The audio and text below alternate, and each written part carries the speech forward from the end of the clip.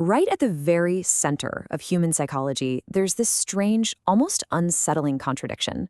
Think about the people you've crossed paths with just today.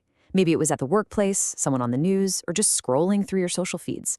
Have you ever noticed that when someone walks into a room and speaks as if every answer is already known, they're almost instantly followed? It's like something about confidence just feels convincing, long before any actual evidence even shows up. So in this explainer, we're going to dissect one of the most dangerous yet completely invisible psychological shortcuts the human mind has ever developed.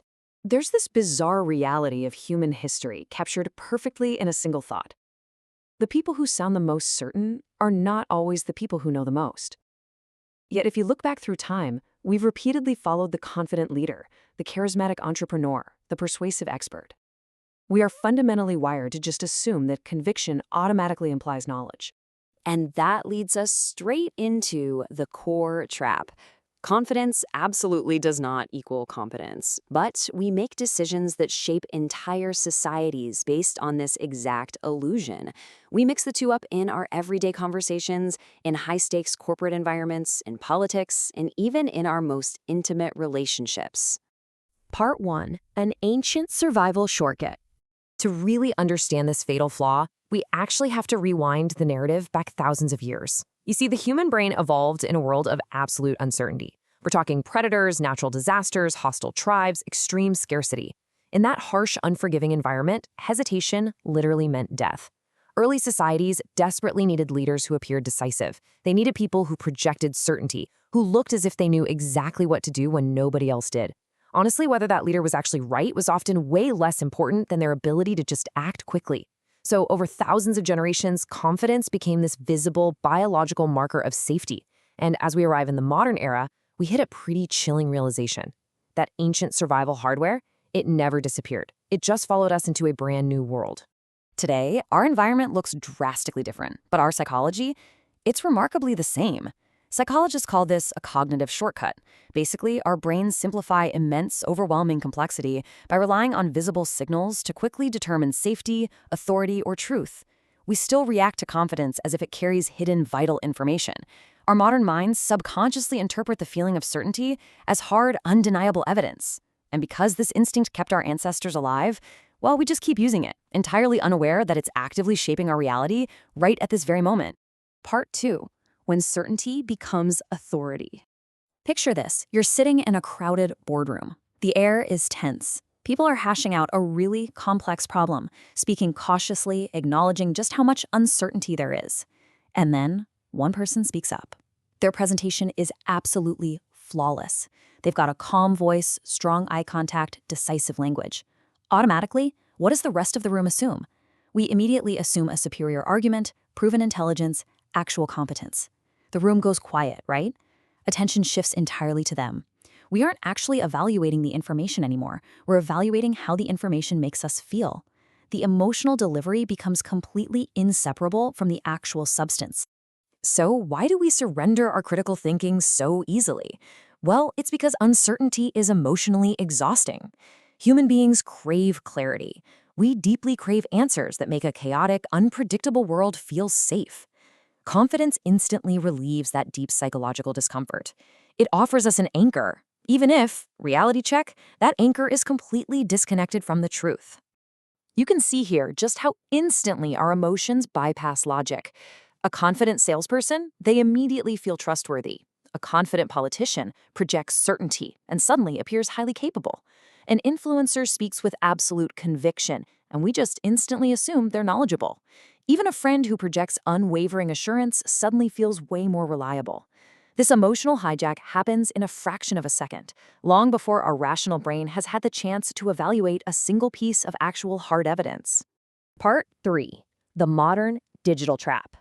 Now, take this ancient emotional vulnerability and plug it into a global, interconnected network. Today, the internet has turned this psychological flaw into a highly efficient weapon. Think about it.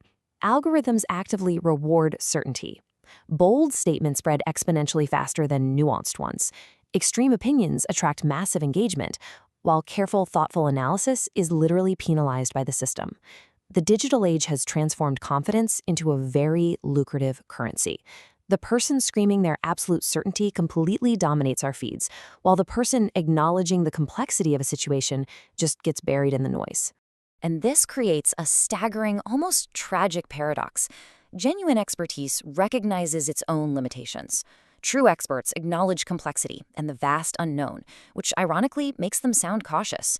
They understand exactly how much they don't know. Meanwhile, limited knowledge relies on a very simplistic understanding of the world. To the amateur, the conclusions feel completely obvious, allowing them to project this dramatic, unshakable certainty. The terrifying result here is that we frequently trust certainty over accuracy. Emotionally, we end up choosing the amateur over the expert. Part 4. The uncomfortable truth. Okay, here is the really uncomfortable truth. Confidence can be performed. It can be practiced. It can be manufactured and strategically deployed. The very signals our ancient brains evolved to trust so implicitly, they aren't always connected to genuine ability. Because we rely on this primal shortcut, we assume visible signals reveal invisible competence. But look at how easily those signals just become an illusion. A perfectly calm voice can hide deep, staggering uncertainty.